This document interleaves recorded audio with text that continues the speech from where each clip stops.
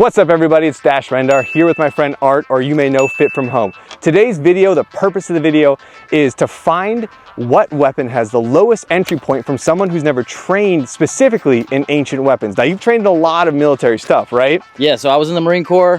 We did a lot of, obviously modern weapons, the M16, never thrown an axe, never fired a bow. Never did any of the stuff that I've seen in your videos. All right, so we're gonna start off and we're gonna start basically going oldest school first. Now, early on in history, the earliest weapon that's ascribed to some sort of mankind is the Clacton spear. It's basically just a spear that's got hardened by fire tip on it. And so we're gonna start with the spear. From there, we're gonna go from short distance to longer distance to distance test, how far we can throw it. And then we'll kind of go from there up to the sling. And of course, we're gonna get the heavy duty warbows, because as you can see, he's a fit guy and we're gonna see how he handles the heavy duty bows. And we are gonna have some fun and break some stuff as always. Breaking stuff is fun, but breaking stuff together, it's the cure for male depression, is what it is. Let's go! We have our spear. Now this isn't necessarily a javelin or throwing spear. This is something that would be used more in a formation behind a shield wall. It's a longer spear, so it's heavy, but it can be thrown, as I've done on this channel before. So what we're gonna do is I'm gonna go over the basics of it and then I'll have you roll with it, right? Cool. So basics of it is you wanna try and make sure your hand is right here. You're gonna cup it up like this. So you don't want your thumb over. Come back, it's almost like you're gonna give yourself a shave. As you move, once you get closer, you wanna go and you don't wanna step over and push it inwards.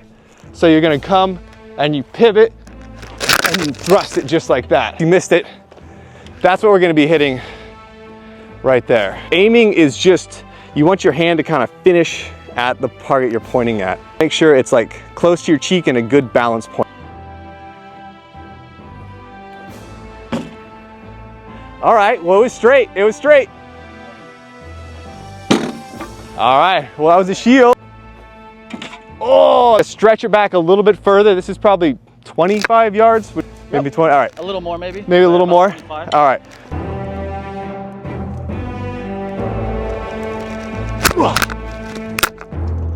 Yes! Got same distance here for Art.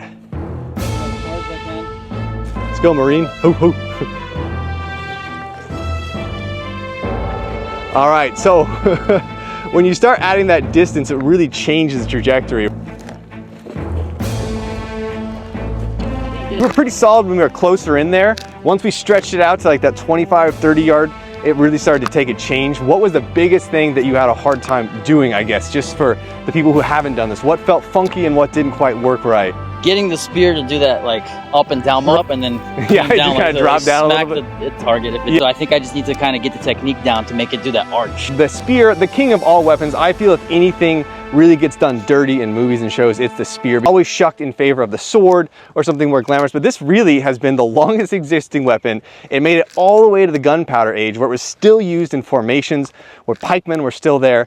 And really, it's just like, why wouldn't you want something that gets you distance? And if in a pinch, you can throw it, you know? I've never seen a sword thrown real well. So spears need some love.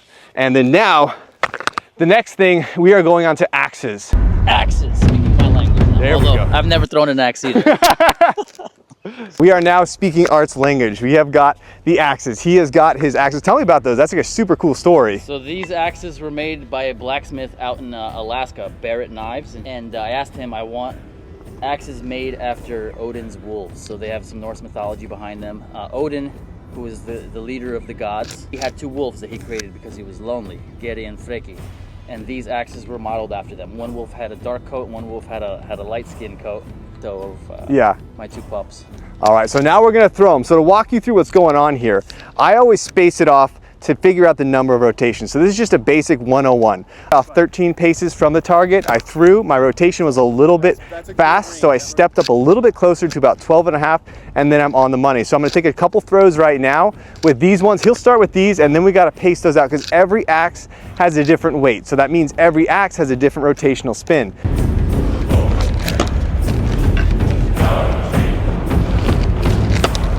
All right, so here's first attempt. All right, a little high.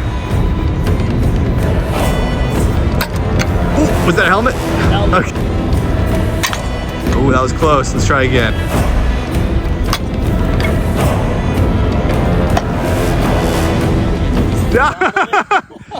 Hold on. That counts. That 100% counts right there. All right, the handle is like, I quit. Loosen it, pushed it forward. So we're one, we got one. So axes are a little different than the spear because you got to throw it and rotate. Definitely easier to learn, at least from this distance. I got it on like my 4th hit. Definitely easier to pick up, I think, once you figure out the basics, the way he kind of taught it. So like you have to know that a certain amount of steps is going to be a certain amount of rotations. I thought you just like an axe thrower, you throw it from anywhere. So I guess there is a lot more involved than you would think with throwing an axe properly. See him, he's still chucking them behind me. So very cool. And he's a good teacher. I was telling him he should start teaching this stuff, man. Like start a school or something. Like a men's getaway or something like that. Just Yes. like come out and break some stuff. Hell yeah. You know. Next up, we have the one I am most excited, trepidatious / nervous about.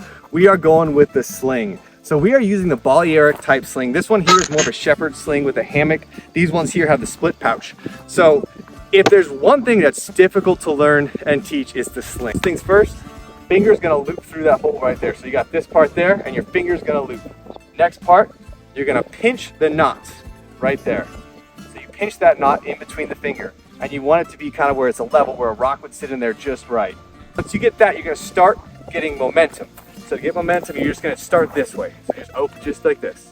And then you wanna practice releasing it.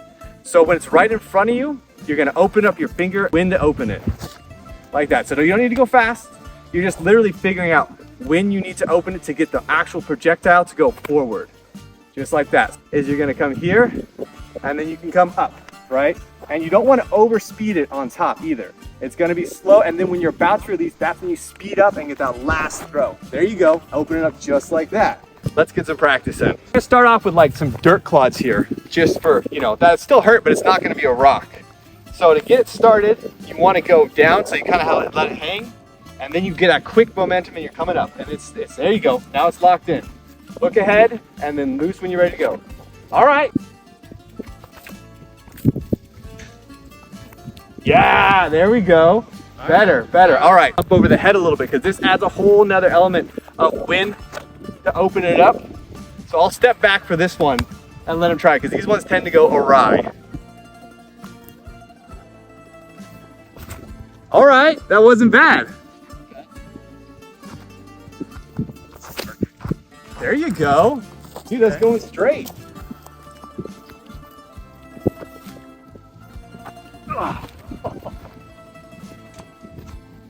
Hey, that was a rock. Yes. So let's talk about the ammo types. So we are using dirt at first, and Art was doing awesome, man. I mean, he got a couple of those to go straight right away. It took me a long time to figure that out. The last throw I started using some rocks, and you can really see there's a massive difference in the mass of the projectile, so it's easier to make it go further.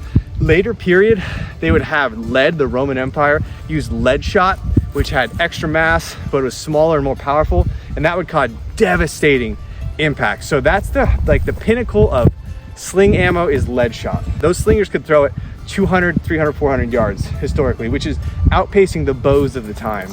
So it's truly something that's incredibly powerful and crazy, but you did really good on that one. Thanks, man. Yeah, definitely easier to pick up, I think. At least Dude, for that's, me. I mean, for me, this is the hardest thing. I feel bad now that he got it so quick. Ah! Yes. All right, ladies and gentlemen, we are off to everyone's favorite, the fan favorite, the bow. So we are gonna be going through here. Now, the big obstacle for this one is not going to actually be the art of archery, as in reality, picking up the bow and archery is not the most difficult thing in the world. However, the lightest bow I have is 120 pounds, which is this one here.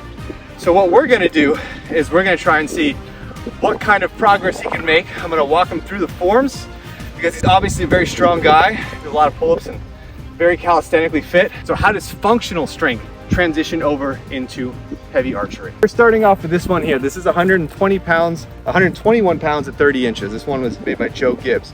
So this is a flat bow, so it's more modern design, but still has that heavy draw weight, very analogous to a warbow, which we'll kind of jump to later. So when you're rocking with this thing, you don't pull it back like a normal bow here, and they kind of bring it back. You really need to activate the entirety of your body and your back to bring it back in full.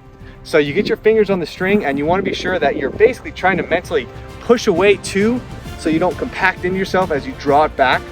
So you're here and you're gonna come up and you drop it into place just like that.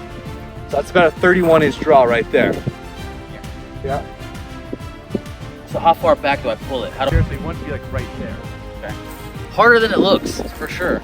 And I mean, I do a lot of pull-ups. I've got a pretty strong back. I mean, I can hit like 40 plus pull-ups. Damn, I cannot do that. But this is a whole different thing. I gym rows or something into this and figure out. All right. That's about as far back as I can get it, man. Okay, you're in here.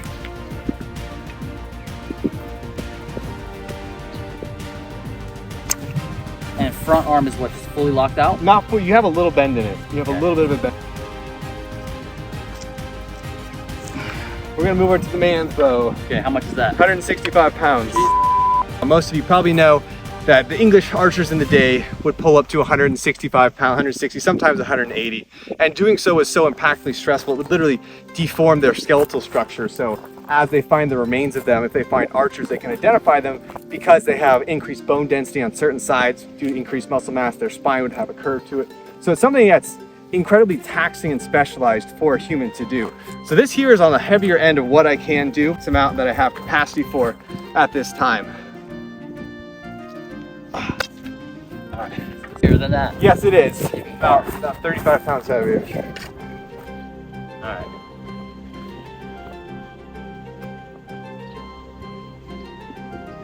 That's about as far back as I can get it to my chin. So it's really got to be, again,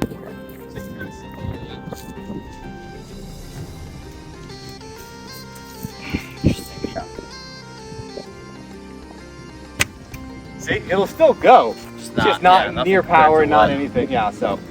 A lat pull down with like a single cable. Yeah, This is what I'm picturing. Okay, yeah, here, right? yeah. Shoulder, like, yeah. Dude, this is a good workout. You can't come out here with a bow and not shoot some armor with it. So we have our very stereotypical Viking helm from Arc here. We don't know what the gauge of steel is. I don't think it's very good. I got it for like 30 or 40 bucks. 30, 40 bucks? Like all right, website okay. For finally the good stuff. Destruction. Yes.